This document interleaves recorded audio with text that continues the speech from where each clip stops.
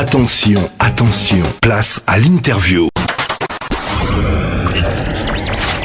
Bonsoir à tous, bonsoir à toutes. Vous êtes bien sur Zim Radio, au cœur de la musique africaine.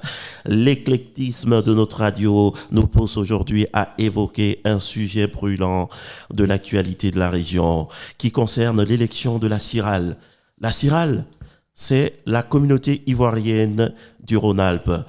Avec nous, nous allons recevoir comme invité Monsieur Guy Rodrigue Dagbo de la commission électorale, en compagnie également de Madame Mireille Kadi, également membre de la commission électorale de la CIRAL. Avec nos invités, nous allons évoquer l'élection de la CIRAL ainsi que le rôle de cette commission dans le déroulement du processus électoral. Bonsoir, chers invités. Bonsoir. Bonsoir. Alors, je commence par vous. Alors, honneur aux dames, je commencerai par Madame Mireille Kadi. Est-ce que vous pouvez nous faire une brève présentation de la CIRAL? Qu'est-ce que la CIRAL? Bonsoir. Je me nomme Mireille Kadi et je suis membre de la commission électorale. Alors, la CIRAL, c'est la communauté ivoirienne qui vit dans le Rhône-Alpes. Maintenant, on dit Auvergne-Rhône-Alpes. Tout à fait. Depuis la réforme des régions en 2015. C'est cela. Alors, d'où est venue l'idée de création de la CIRAL? La parole est à Monsieur Dagbo. Oui, en effet, ceux qui ont été les premiers initiateurs de ce rassemblement des Ivoiriens, c'est l'idée de rassembler l'ensemble des Ivoiriens et dans le but de créer une solidarité, d'entraide et surtout de promouvoir la culture ivoirienne. Donc c'est les premiers, les premiers arguments qu'ils ont trouvés pour rassembler, en fait, créer cette association. Et donc depuis des lustres, cette association s'appelait Association des Ivoiriens de Lyon. Et depuis 1994, le nom de cette association s'est mué à la CIRAL. Et son premier président fut M.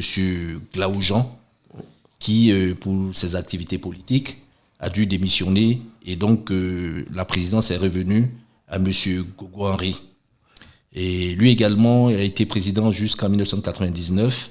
Et pour des raisons que je ne peux évoquer ici, ce dernier a rendu sa démission. Et depuis, la présidence est occupée par M.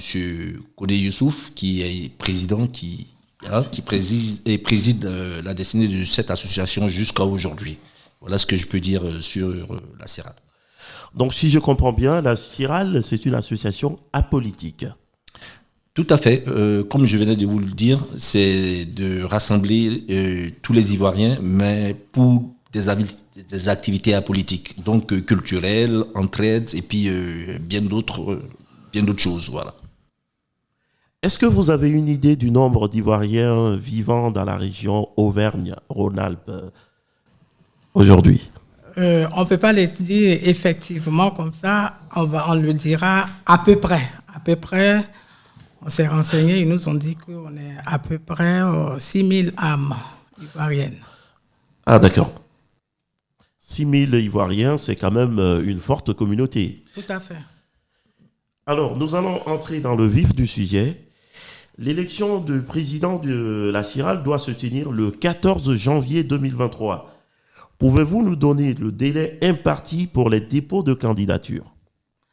Alors, effectivement, la commission, elle a été élue, on va dire, depuis le 28 octobre, et que c'est la commission aujourd'hui qui gère l'organisation des élections. Donc, selon le programme qu'on nous a remis, déjà, il y a eu une première assemblée qui a eu lieu le 18 octobre et une deuxième assemblée qui a eu lieu le 28 octobre, excusez-moi. C'est pas grave. La troisième assemblée générale où nous aurons la charge de présenter tous les candidats se déroula le 3 décembre 2022. 2022. Oui. Voilà. C'est pour très bientôt. Pour très bientôt, oui. Ça, ce sera le dépôt des candidatures. Ça sera la date butoir. La date butoir, oui. D'accord. Exactement. Donc, si je comprends bien, à partir du 2, le 2 à minuit, plus de dépôt de candidature. Effectivement, à partir du 2 à minuit, plus de candidatures acceptées.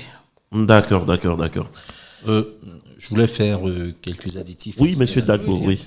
Parce que vous savez bien qu'une commission électorale, et c'est celle-là qui est chargée d'organiser les élections. Tout à fait. Donc, pour aller à ces élections-là, Oui. il faut devoir arriver à des étapes, en fait, franchir certaines étapes. Oui. Donc, tout fait une liste électorale Oui. et qui est déjà ouverte. Oui. Et pour s'inscrire sur cette liste électorale, Oui. le bureau sortant Oui. a fixé, parce que ce n'est pas statutaire, Oui. le bureau sortant a fixé le montant de l'inscription sur la liste électorale Nous allons en venir. D'accord, ok, d'accord. Au cours de notre interview, nous aurons l'occasion d'en parler. D'accord. Alors, concernant toujours cette élection, quel est le rôle de la commission électorale dans le processus en cours actuellement? Merci, monsieur. Alors, le rôle de la commission, il est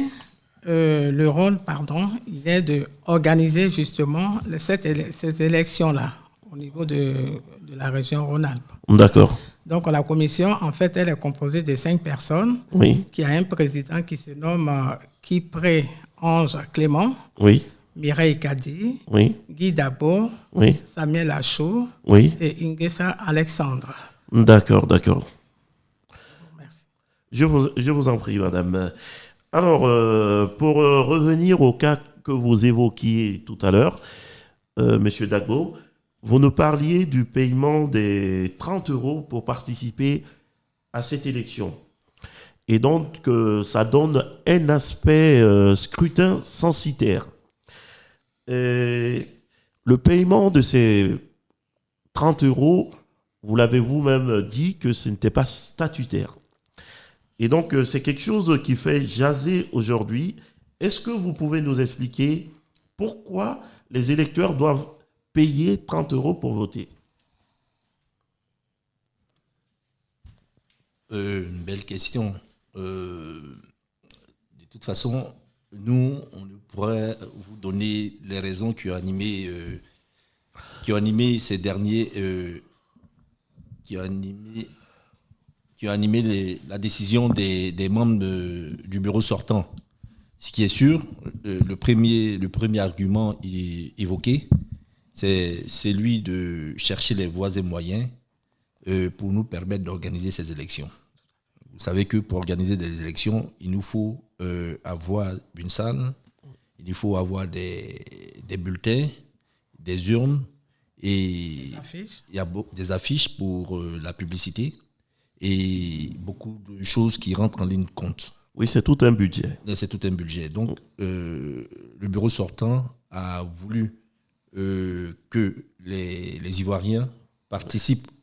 Peut-être c'est une sorte de participation à ces élections-là. Donc, ils ont fixé un montant. Ils ont fixé un montant de 30 € pour s'inscrire, pour faire partie de la liste électorale. Et cette liste-là, je crois, si je ne me trompe pas, sous la surveillance de Mireille, cette liste-là aussi s'arrête le 2 à minuit. D'accord. Oui, mais je tiens à préciser, puisque nous sommes... La liste électorale? Oui, Non, la liste électorale, elle va jusqu'au 13 janvier 2023, puisque les élections ont lieu le 14. Donc, les gens pourront s'inscrire jusqu'au 13 janvier 2023. Tout à fait. À la veille de l'élection, proprement dite. Voilà.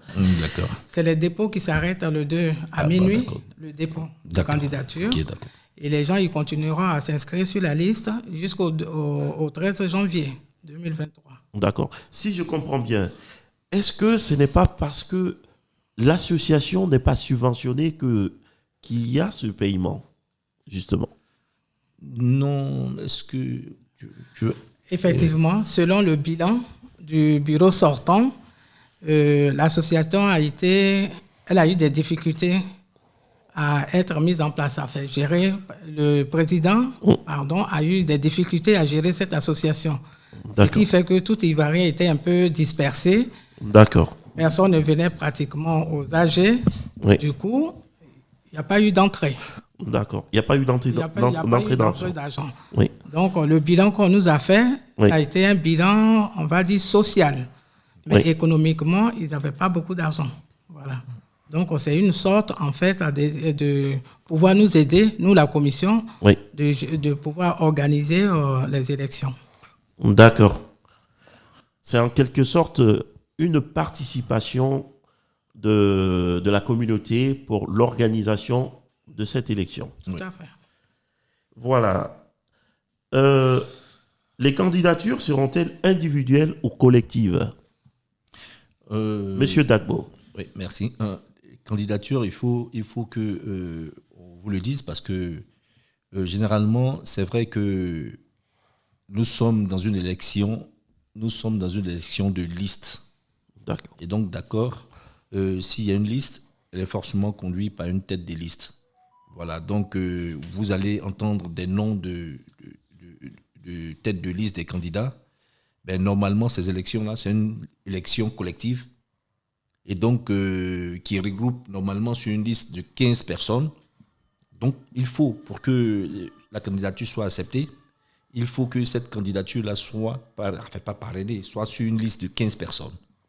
Et ces 15 personnes, il leur faut obligatoirement leur carte. Voilà. Donc, si ces deux conditions sont ajoutées, une demande formelle de candidature. Donc, Doit être formulée. Voilà, il faut formuler Donc, la candidature. si je comprends bien, il y aura une candidature, donc ce sera des candidatures par liste. Il faut que chaque liste comporte 15 membres. Oui.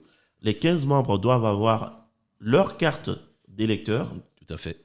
Est-ce qu'il y aura une caution à payer pour participer à cette élection? Non, pas proprement dit. En fait, les 450 € font office de... Madame Kadi, oui. Les 450 € Oui. que vont payer chaque, on va dire, électeur qui est inscrit sur la liste, c'est les 450 qui font office de... Oui, mais ce n'est pas une caution en fait. Voilà, qui fait 15 un personnes office de par caution, 30, voilà. voilà, 15 personnes par 30 €, ça fait 450. 450 Donc euros. une liste de 15 personnes normalement. Donc c'est voilà, C'est considéré comme un droit de participation. Tout à fait. ça quitte de ce droit de participation pour D'accord. que cette liste-là soit Validé par la Validé. commission Voilà. électorale. Tout à fait. Voilà. Tout à fait. Alors, est-ce que pour être élu, il faudrait une majorité absolue ou une majorité simple? Selon les statuts, Oui. nous allons pour une élection à majorité simple. À majorité simple. Tout à fait. Ah, d'accord. Majorité simple. Il n'y aura pas de deuxième tour. Alors, nous allons évoquer un autre aspect de la CIRAL. Il faut que, en fait, je tiens à clarifier un autre aspect. Tout à fait. C'est-à-dire qu'après les élections, Oui. la liste qui va gagner doit absolument Oui. accepter, c'est-à-dire doit absolument accepter 5 adversaires. Normalement, sur les statuts, c'est s'il y a 2 candidats, Oui. le deuxième qui vient, en fait, le candidat qui vient en deuxième, normalement, Oui. doit donner 5 personnes sur les 15 pour faire le conseil d'administration de la CIRAL. D'accord. Voilà. Et donc, si je comprends bien, la CIRAL sera un conseil représentatif. Un conseil représentatif. Voilà. Parce qu'il n'y aura pas que les gagnants, il y aura la majorité, mais aussi il y aura aussi les participants à cette élection Voilà, tout à fait. qui seront représentés au niveau du conseil d'administration. Qui seront représentés au conseil d'administration. D'accord. Alors, nous allons évoquer un autre aspect de la CIRAL. Je voudrais savoir quel est le rôle de la CIRAL auprès des ressortissants ivoiriens de la région. La CIRAL, comme son nom l'indique, comme je vous l'ai dit tout à l'heure, là, Oui, en et préambule. selon Oui. les préambules, Oui. il faut que je reprenne les préambules de la CIRAL. Oui. On dit les Ivoiriens, les Ivoiriennes et les Ivoiriens des Lyon et de la région Rhône-Alpes constitués en assemblée générale, Oui. considérant que l'ignorance, l'oubli et le mépris de l'existence du compatriote sont les causes du malheur social, en fait, les malheurs sociaux, des divisions et des faiblesses. Donc, on parle de rassemblement. Oui. Voilà. Et donc, le rôle de la CIRAL 1, ce serait de chercher à rassembler les Ivoiriens. D'accord. N'est-ce pas? Et ensuite, de s'entraider. Oui. Et ouais, en tous les points, hein, que ça soit décès, que ça soit mariage, événements malheureux, heureux, et beaucoup de choses. C'est en fait l'objectif que vise la CIRAL. C'est le rassemblement des Ivoiriens dans ce qu'on appelle de la promotion, de l'entraide et surtout de la promotion aussi culturelle de la Côte d'Ivoire. Exemple, la loco. Oui, tout à fait, qui fait partie du patrimoine de la Côte d'Ivoire. Voilà. Je voudrais voir avec vous autre chose. Est-ce que la CIRAL prévoit aussi l'aspect développement au pays, par exemple, aide à la construction d'une école dans un village, parce qu'on a des associations communautaires, par exemple, qui ont ces volets-là dans leur statut. Est-ce qu'au niveau de la CIRAL, vous avez ces genres d'activités? Bon, pour répondre clairement, nos statuts ne les prévoient pas. Et donc, on s'en tient au statut. Et c'est ce que je viens de dire. Oui. C'est de rassembler dans la solidarité, dans l'entraide et peut-être culturellement pour l'instant.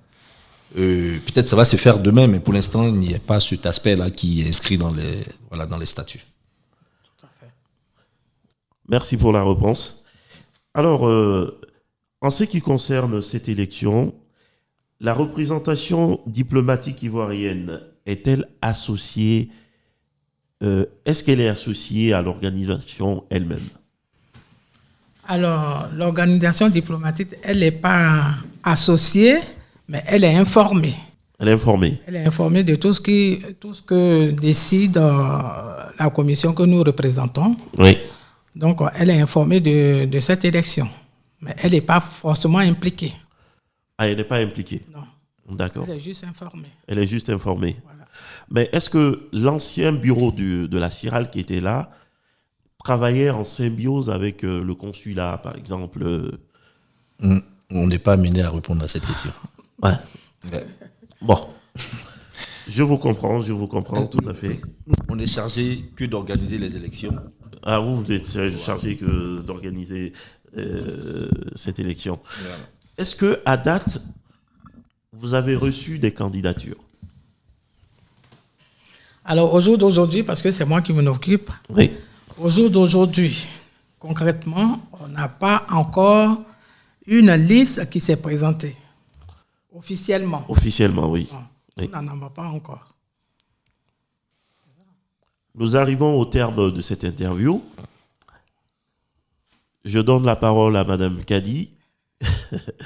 Alors, est-ce que vous pouvez dire un mot à l'attention des milliers d'Ivoiriens qui nous écoutent sur Zim Radio, afin qu'ils viennent s'inscrire et qu'ils participent au vote du bureau de la CIRAL?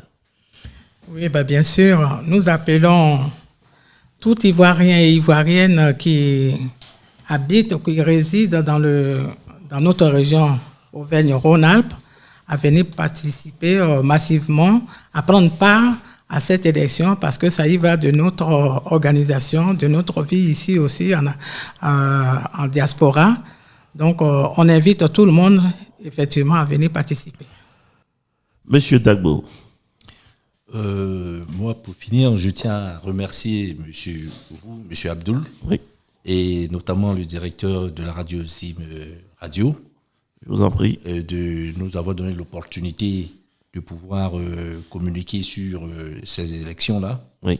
Et donc, comme à la suite de ma collègue Mireille Kadi, lancer un vibrant appel à l'ensemble des Ivoiriens à venir d'abord s'inscrire sur la liste électorale, on les attend. Oui. Et également aux différents candidats de venir également candidater. Oui. Parce que je pense que c'est cela qui va donner du piment à la chose. Tout à fait. Et donc, nous, on continue notre travail, on reste disponible pour la communauté ivoirienne en vue d'une réussite totale de ces élections-là. Je vous remercie. Je vous en prie. Alors, pour conclure cette émission, alors, puisque le temps qui nous est imparti est flexible, je voudrais évoquer avec vous un autre sujet, c'est concernant les débats devront être organisés entre les éventuels candidats. Est-ce qu'éventuellement, il pourrait y avoir des débats? Oui, on ne l'a pas complètement encore officialisé, mais la commission prévoit un débat face à face des candidats. Alors, en ce qui concerne ces débats, Zim Radio se met à votre disposition. Elle sera présente. Elle participera aux différentes confrontations entre candidats. Mesdames, Mesdemoiselles et Messieurs, chers auditeurs de Zim Radio, c'était l'interview de la commission électorale de la CIRAL. Bonne écoute sur les antennes de notre radio.